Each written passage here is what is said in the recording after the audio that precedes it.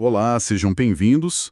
Hoje a gente vai mergulhar juntos em alguns trechos de uma obra, olha, gigantesca. Os Miseráveis, de Victor Hugo, na versão em português do Brasil. A ideia é usar esses pedaços como se fossem, sei lá, um mapa, para a gente explorar a França do início do século XIX, uma época de muita transformação. É uma ótima ideia, sim. Como esses trechos já indicam, o romance tem aquela estrutura clássica, né? Dividido em partes e livros, um jeito de organizar que vem lá dos tratados antigos. Mas o legal mesmo é como o Hugo, bom, ele vai muito além da ficção, ele usa a história real como base de tudo. Pois é, lendo os trechos eu fiquei com essa sensação, parece quase um guia da vida cotidiana daquele tempo. O Hugo conhecia muito da história francesa, né? Ele até teve carreira política, então ele consegue tecer todo esse contexto social, político, na própria trama dos personagens. Fica muito natural. Não é à toa que fez tanto sucesso aqui no Brasil. O pessoal gostava desse tom meio historiográfico e também tinha a influência forte do romantismo francês chegando, ajudando a moldar nossa cultura depois da independência de Portugal. Com certeza, a obra reflete uma sociedade fervendo, né? Você tem o rescaldo da Revolução Francesa, ainda muito presente, aí vem a Era Napoleônica, depois a Restauração Bourbon, a volta da monarquia, e os personagens, eles vivem e respiram essa história toda. Não é só um pano de fundo. Certo, então vamos começar a entender isso melhor. Que tal a gente começar pelo Bispo Mariel? Como que a Revolução Francesa afetou a vida dele, a visão de mundo dele? O Bispo Mariel é um ótimo ponto de partida. A história pessoal dele é um retrato direto desses traumas da Revolução. Ele vinha de uma família nobre que foi, assim, arruinada pelos acontecimentos. Certo. Aí ele vira um emigrado, um dos muitos que tiveram que fugir da França. No caso dele, foi para a Itália. Lá ele perde a esposa. Quando ele volta, não é mais o nobre do antigo regime, ele volta como padre. Essa experiência toda de perda, de exílio, parece que foi chave para ele. E como que isso aparece nas atitudes dele no livro? Aquela humildade toda parece quase uma resposta direta a essa ruína da antiga sociedade francesa, como o texto fala, né? Exatamente, a filosofia dele de compaixão, sabe? Especialmente com quem erra. Tem aquela frase ótima: vejamos o caminho por onde a falta passou. Isso parece vir direto dessa experiência. E a troca que ele faz. Ele sai do palácio episcopal, que era um símbolo de poder, de riqueza, e vai para o prédio modesto do hospital ali do lado. É um gesto muito forte. Ele está abrindo mão daquela pompa toda que era associada ao clero do antigo regime. Mas ele não fica totalmente fora do poder que vem depois da Revolução, né? O Napoleão nomeia ele bispo e depois até barão do Império. Ele chega a participar de um sínodo, uma reunião importante em 1811. Como que ele junta essa humildade com essas nomeações do regime napoleônico? Então, aí que está a complexidade da época e do personagem. Ele tem que navegar nessas águas, né? Ele aceita as nomeações, participa desse sínodo, que era uma assembleia de bispos que o Napoleão convocou para discutir a relação entre igreja e Estado, um assunto super quente na época. Entendi. Mas mesmo dentro dessa estrutura de poder, ele mantém uma postura de simplicidade que é quase subversiva. Aquela cena em que ele basicamente se expulsa do palácio para dar para os doentes do hospital, nossa, é muito emblemática dessa tensão. Ele interage com o poder, mas não se deixa levar pela ostentação. Então, moldada pela Revolução, já dá uma pista das contradições daquele tempo. E falando em Napoleão, na política que veio depois, os trechos que descrevem Paris lá por 1817, durante a Restauração, são de uma riqueza de detalhes incrível. Ali a sensação de andar pelas ruas da época é muito forte mesmo. Sem dúvida. É um retrato muito vibrante das tensões pós-napoleônicas. A Restauração Bourbon foi aquele período em que a monarquia tentou voltar com tudo na França, depois da queda do Napoleão. E a sociedade parisiense, nossa, estava claramente dividida. O Hugo descreve essa rivalidade quase palpável entre os realistas, que apoiavam a volta dos Bourbon, com Luís XVIII, e os bonapartistas, que continuavam leais ao imperador que tinha caído. E essa briga aparecia em lugares bem específicos, tipo os cafés que o texto cita, Lemblin e Valois, quase como se fossem os QGs sociais de cada lado. Exatamente. E a batalha não era só nos cafés, não. A imprensa era um campo de guerra aberto. Jornais que apoiavam os realistas, como os trechos mencionam, atacavam direto figuras ligadas a Napoleão, generais dele ou até artistas como o pintor Davy. Tinha uma tentativa clara de reescrever a história recente, sabe? De apagar ou de sujar o legado do Napoleão. Nossa. E a censura também agia pesado. A polícia interceptava cartas de bonapartistas que estavam exilados. Era um controle forte. É impressionante ver como a política estava em tudo, no dia a dia. Até mudar nome de lugar, como a Pont d'Austerlitz, que era o nome de uma vitória do Napoleão, e virou Pont du Jardin du Roi. Uma tentativa literal de apagar o passado. E essa tentativa de alinhar tudo à nova ordem, ou melhor, à velha ordem que estava voltando, chegava até na ciência.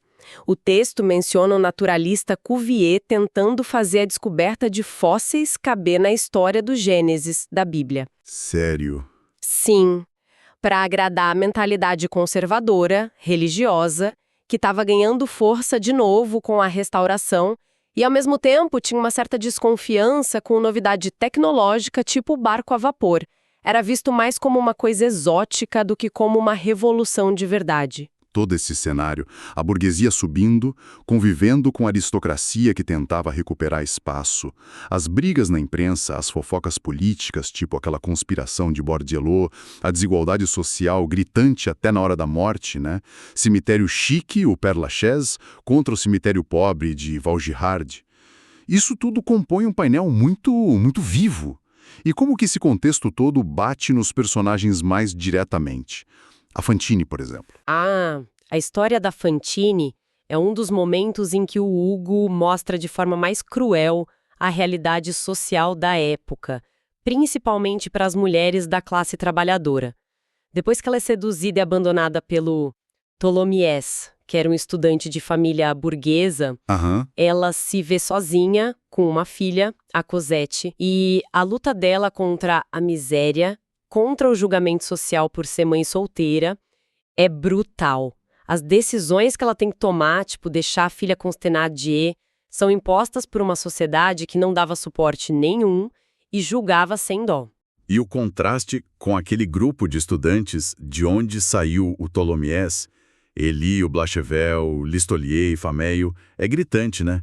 Eles parecem viver numa bolha ali de privilégio, de despreocupação. Sim, eles representam essa juventude burguesa meio boêmia, debatem filosofia, o texto até brinca com a disputa entre Descartes e Spinoza, e o Tholomyès responde citando um compositor popular de canções leves, o Desalgés, mas parecem totalmente alheios às consequências do que fazem. É verdade. A forma como eles abandonam as 4 moças, incluindo a Fantine, depois de um dia de passeio com uma crueldade casual, isso diz muito sobre as relações de poder entre gêneros, entre classes, e uma certa falência moral ali naquele meio. O Hugo usa aquela imagem da pobreza e do luxo como conselheiros fatais para essas moças. É forte. A narrativa também leva a gente para as camadas mais baixas da sociedade, né? O submundo de Paris, o chamado Bas Fonds, onde o crime organizado agia. O que os trechos contam sobre isso? Os trechos mencionam aquela quadrilha famosa, Patron Minette, um grupo de criminosos bem conhecido na época Babette, Gueulemer, Clexos, Montparnasse, que agia nas sombras. Hugo descreve eles como um polvo monstruoso do mal. E é nesse ambiente que a gente reencontra o Thénardier, uma figura que é a cara do oportunismo cínico que surge nesses tempos de guerra, de instabilidade social. O Thénardier, aquele que explorava a Fantine e a Cosette na estalagem. Ele tem uma história interessante de se adaptar, né? De estalajadeiro explorador para criminoso em Paris. Exato. E a origem dessa imagem dele está ligada diretamente às guerras napoleônicas. Ele cria toda uma fachada de herói, o sargento de Waterloo dizendo que salvou um oficial, o Pontmercy, que é o pai do Marius, lá na batalha. Sei. Só que depois a gente descobre que era mentira. Ele estava lá no campo de batalha para roubar os mortos e os feridos. Essa identidade inventada de veterano de guerra serve primeiro para ele abrir a estalagem e depois ele se adapta ao submundo de Paris, vira um criminoso calculista.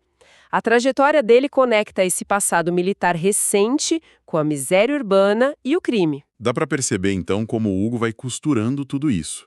A gente tem o antigo regime ainda presente, por exemplo, nos salões da aristocracia, como o do avô do Marius, o Monsieur Gillenormand, com aqueles preconceitos, aquela visão de mundo antiga, e, ao mesmo tempo, o legado de Napoleão está por toda parte, seja na figura do coronel Pontmercy, que é admirado e depois redescoberto pelo filho, seja na crítica ou na saudade que divide a sociedade. E, ao mesmo tempo, estão surgindo novas forças políticas. Os trechos falam daquele grupo de estudantes idealistas, os Amigos do ABC, liderados pelo Enjolras. Eles são republicanos convictos, jovens que sonham com uma nova revolução para derrubar a monarquia que voltou e criar uma república com ideais de igualdade e de justiça. São o oposto do cinismo do Thénardier ou da indiferença dos estudantes boêmios como o Tholomyès. Mas, enquanto esses ideais estão circulando, os problemas sociais de sempre continuam lá, de forma brutal. A pobreza extrema que leva a Fantine para a prostituição e para a morte, o crime que assombra as ruas, o abandono de crianças como o Gavroche, que era irmão dos filhos dos Thénardier, e a própria Cosette, antes de ser salva pelo Valjean. É uma sociedade de contrastes muito, muito fortes. Exatamente, que discute-se filosofia, direitos, progresso, mas a miséria, a injustiça são realidades muito concretas e pesadas para uma parte enorme da população. E essa tensão entre o idealismo e a realidade dura é um dos grandes motores do romance. Até a descrição de um lugar que parece isolado, como o convento do Petit Picpus, onde o Jean Valjean e a Cosette se refugiam por um tempo, até ali parece que tem ecos dessa sociedade em transformação. Os detalhes da vida lá dentro são bem específicos. Sim, e essa parte, apesar de ser bem detalhada, tem um propósito maior. O Hugo descreve a rotina super rígida, a arquitetura que parece um labirinto, as diferentes ordens religiosas que viviam ali, cada uma com suas regras. Ele fala da educação das meninas nobres no pensionato que ficava junto, criadas numa espécie de redoma, com horror ao mundo lá fora. Não é só um cenário bonito, é um microcosmo de ordem, disciplina, isolamento, no meio do caos e das mudanças que estão acontecendo do lado de fora. Eu lembro de um detalhe curioso que o texto menciona, que o convento foi construído em cima de um lugar que antigamente chamavam de Espelunca dos 11.000 Diabos. Essa sobreposição de passados no mesmo lugar físico. Isso parece reforçar uma ideia maior do livro, né? Sem dúvida. Reforça essa ideia de que a história deixa camadas, sabe? Que o passado, seja ele sagrado, profano, revolucionário, monárquico, continua ali, presente, assombrando ou moldando o presente. O convento é um refúgio, sim, mas também é um lugar carregado de história, de regras, que contrastam muito com a liberdade e a desordem do mundo que o Hugo descreve tão bem lá fora. Então, juntando todas essas peças que os trechos deram pra gente, fica bem claro que Os Miseráveis é muito mais do que só a história do Jean Valjean. É um mergulho fundo mesmo na França daquela época.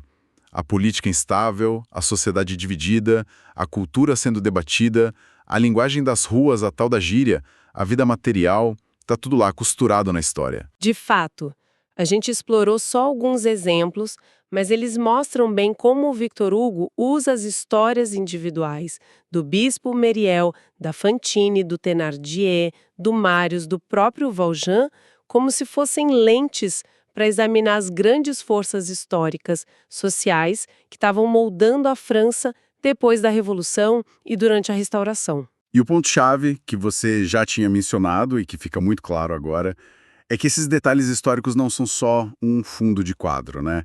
Eles são parte ativa da engrenagem da história. Fazem a coisa andar. Exatamente. Eles impulsionam a trama e definem as escolhas morais dos personagens. A compaixão do Myriel não é uma coisa abstrata. Ela nasce do trauma concreto da Revolução. O despertar político do Marius acontece quando ele descobre a verdade sobre o pai, um herói bonapartista que ele aprendeu a desprezar por causa do avô realista. A tragédia da Fantine é causada diretamente pelas barreiras sociais que eram impossíveis de superar para uma mulher pobre, mãe solteira, naquela sociedade. A história não é cenário, é personagem ativa. Isso deixa a gente com uma última reflexão, puxada por aquele detalhe sobre o Marius que os trechos mencionam.